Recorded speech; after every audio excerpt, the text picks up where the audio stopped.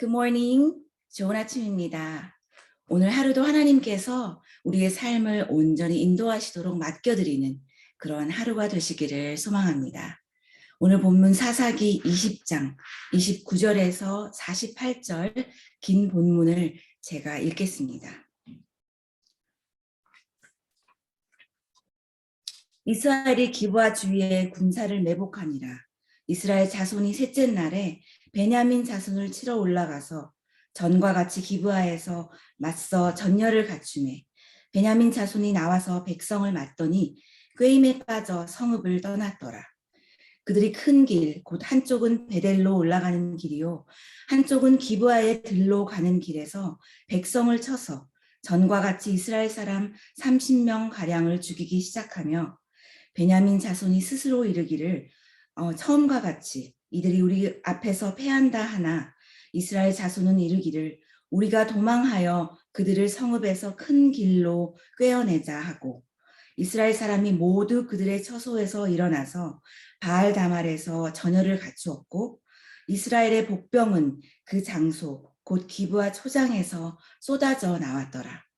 온 이스라엘 사람 중에서 택한 사람 10,000명이 기브아에 이르러 치매 싸움이 치열하나 베냐민 사람은 화가 자기에게 미친 줄을 알지 못하였더라. 여호와께서 이스라엘 앞에서 베냐민을 치심에 당일에 이스라엘 자손이 베냐민 사람 25,100명을 죽였으니 다 칼을 빼는 자였더라. 이에 베냐민 자손이 자기가 패한 것을 깨달았으니 이는 이스라엘 사람이 기브아에 매복한 군사를 믿고 잠깐 베냐민 사람 앞을 피하매 복병이 급히 나와 기브아로 돌격하고 나아가며 칼날로 온 성읍을 쳤음이더라.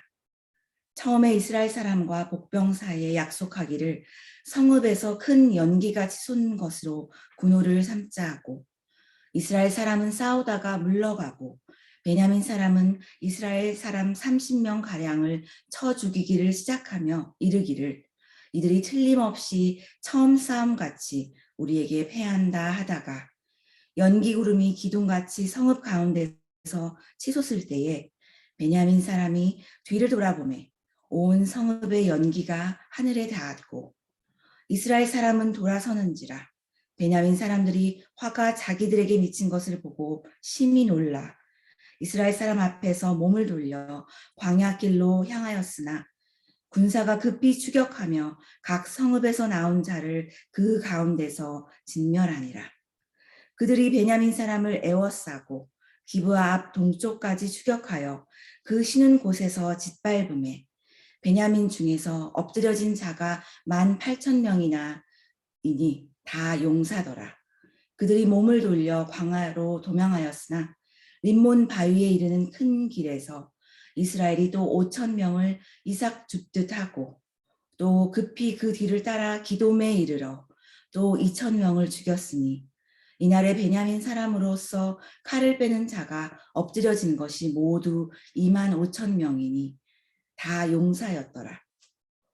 베냐민 사람 600명이 돌이켜 광야로 도망하여 림몬 바위에 이르러 거기에서 넉 달 동안 지냈더라. 이스라엘 사람이 베냐민 자손에게로 돌아와서 온 성읍과 가축과 만나는 자를 다 칼로 치고 닥치는 성읍은 모두 다 불살랐더라. 아멘. 이것은 하나님의 말씀입니다. 오늘 본문은 이스라엘 11지파와 베냐민 지파의 제3차 전쟁의 이야기입니다. 수적으로 월증이 많은 이스라엘 연합군이 자신들의 힘과 수를 의지하다가 턱없이 적은 숫자의 베냐민 지파에게 1차, 2차 전쟁의 큰 패배를 경험하게 되었습니다. 그들은 그 큰 실패를 경험하고 돌아와서 다시 하나님을 찾게 되었는데 하나님은 세 번째 전투를 앞두고 울부짖는 이스라엘에게 올라가라 말씀하시며 그들을 내 손에 넘겨주리라고 말씀하신 그 이후의 사건들이 오늘 펼쳐지고 있는 것입니다. 이스라엘은 두 번의 패전 후에 이번에는 단단히 준비하면서 베냐민에서 그 패배를 만회하려고 전열을 갖추고 있습니다. 베냐민 자손 또한 처음과 같이 준비하면서 그들이 계속해서 이 전쟁에서 승리할 것이라 장담하며 전쟁에 임하고 있는 것입니다. 그러나 이 전쟁에는 아이러니한 부분이 있습니다. 전쟁에서 이겨도 승자가 없는 전쟁이라는 것입니다. 이스라엘 연합군이 승리한다고 한들 자신들의 형제 지파인 베냐민이 멸족을 당하게 되는 것이고, 베냐민이 승리한다고 한들 자신들의 민족들을 스스로 치는 것이니 자랑스러울 것이 하나도 없는 그런 전쟁인 것입니다. 어느 쪽이 이기고 어느 쪽이 패하든 간에 이것은 똑같이 이스라엘 전체가 상하고 몰락하는, 양쪽이 다 패하는 그런 전쟁인 것입니다. 어쩌면 이스라엘 백성들의 그 죄악에 대한 하나님의 심판만이 이 전쟁을 통해 드러나게 되는 그러한 일이 될 것입니다. 이스라엘 전체가 죄악으로 만연한 상황에서 이스라엘 백성들은 그 누구도 자신들의 죄악을 보지 못하고 자신들의 죄악을 회개하지 못하고 있습니다. 백성들은 말할 것도 없이 제사장의 직분을 기업으로 받은 레위 지파에 이르기까지 도덕적으로 율법적으로 타락한 상황에서 모든 허물은 상대방에게 핑계하며 자신들이 오히려 서로의 심판자가 되어서 형제된 서로를 징계하고자 하는 그런 전쟁이었던 것입니다. 이것이 그들을 민족 간에 세 번의 전쟁에 이르게 하는 그런 상황이 되었고, 그들의 죄악에 눈이 멀어서 선을 분별할 수 없는 그런 모습에 이른 것입니다.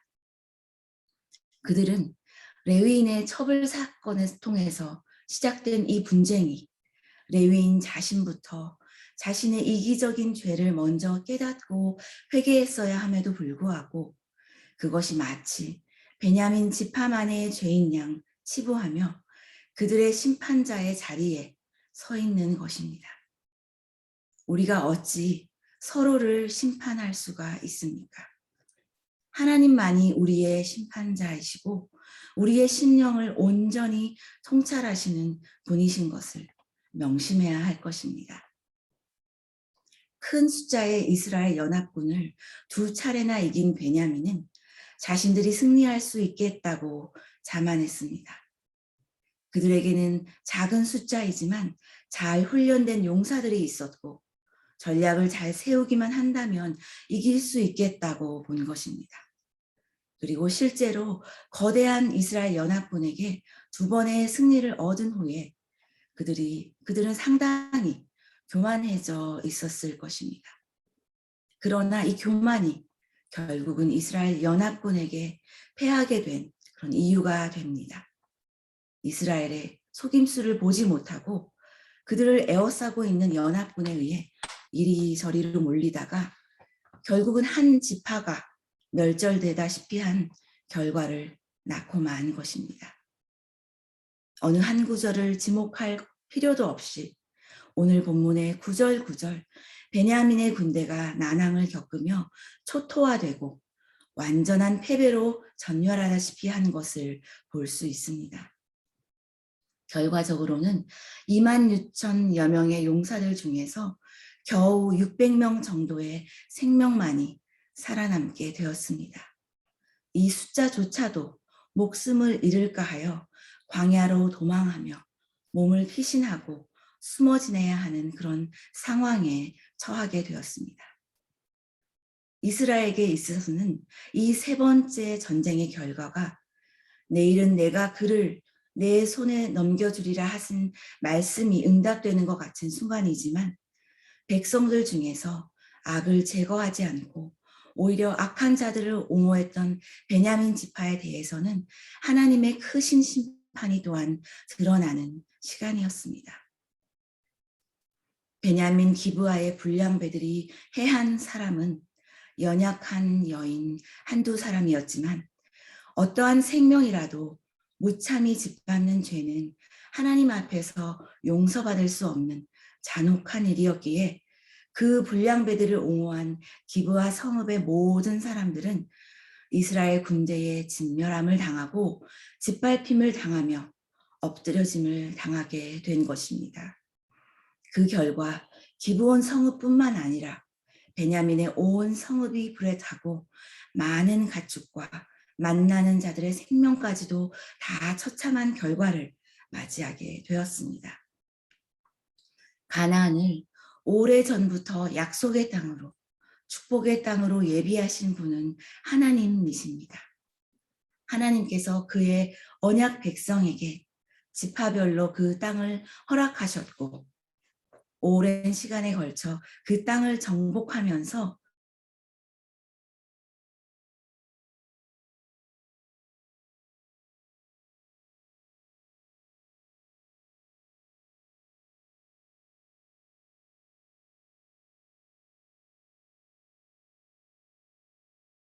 분배받은 것을 알 수 있습니다.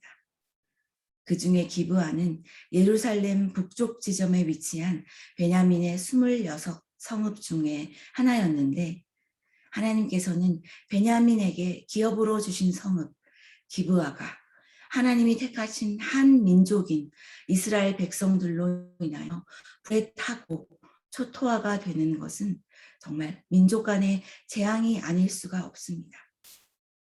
이것이 과연 누구는 이기고 누구는 지는 전쟁이라 할 수 있습니까? 이스라엘 모든 백성들이 그들의 죄로 인하여 하나님께서 축복으로 주어진 약속의 유업이 처참하게 불타는 모습을 하나님이 지켜보아야 하는 그러한 상황인 것입니다. 이스라엘 백성이 하나님 앞에 잠시 회심하는 듯한 순간이 있었습니다. 앞절 27절, 28절을 보면 아주 낯선 상황이 펼쳐지는 것을 볼 수 있습니다. 이스라엘 자손이 두 번의 패배 후에 하나님께 베냐민을 치러 올라갈지 말지 물어볼 때에 하나님의 언약궤 앞에 열을 갖추어 묻고 있었다는 것입니다. 아론 지파의 제사장 또한 그 언약궤 앞에 서서 예를 갖추고 있는 그런 모습이었습니다.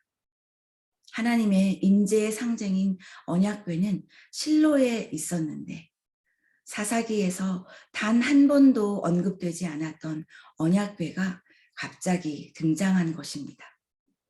그리고 정통성을 들먹이는 듯이 아론의 이름이 등장하고 또 그동안 유명무실했던 아론의 손자 엘르아살 또 그의 아들 비느하스가 제사장의 이름으로 하나님 앞에 선 것입니다. 출애굽 때에 하나님께서 반복해서 가르치셨던 그 제사의 모습을 사사기에서는 도무지 찾아볼 수가 없었는데 그래서 오늘 이 전쟁 앞에 앞서 예를 갖추는 이스라엘의 이 모습이 참 생소하기만 한 것입니다. 예배는 하나님을 위해 올려드리는 것이어야 하고 그 마음의 중심이 철저히 하나님을 향해 있어야 하는 것인데 과연 그들의 모습에 하나님께 그 진실함이 있었느냐 하는 것입니다. 자신의 형제를 치기 위해 하나님께 올려드리는 이 제사를 과연 하나님이 기쁘게 받으셨을지 큰 의문이 남는 것입니다. 순종이 제사보다 낫다고 말씀하셨는데 순종의 마음은 뒷전이고 그저 모양만을 급조하여 갖춘 제사가 아니었는지 의구심을 갖게 되는 것입니다. 하나님 앞에서 단순히 전쟁에 이길 목적으로 자신의 한 형제된 이스라엘 지파를 치러 나가면서 화목제를 올려드리고 울며 금식을 선포한 것이 아닙니까? 형제의 죄를 발견하기 전에 자신의 죄를 돌아보아야 함에도 이스라엘은 그렇게 하지 못하였습니다. 누구의 잘잘못을 따지기 전에 이스라엘 전체의 죄악성을 보며 오히려 베옷을 입고 죄를 뒤집어 쓰고 진심으로 하나님께 참회하는 심령이 되었어야 했는데 형제를 정죄하기에 바빠 정작 자신의 죄를 보지 못했던 이스라엘 그리고 베냐민 지파였던 것입니다. 무엇을 위해 이스라엘은 이 일을 행하였습니까? 하나님을 위해서입니까? 단지 그들은 복수를 위해 이 일을 행한 것입니다. 시작은 이스라엘의 죄를 없애기 위해서, 그들을 징계하기 위해서 했겠지만, 그러나 전쟁의 과정에서 복수심은 더 커지기만 했고 분노와 원한만이 더 크게 쌓이게 되었습니다.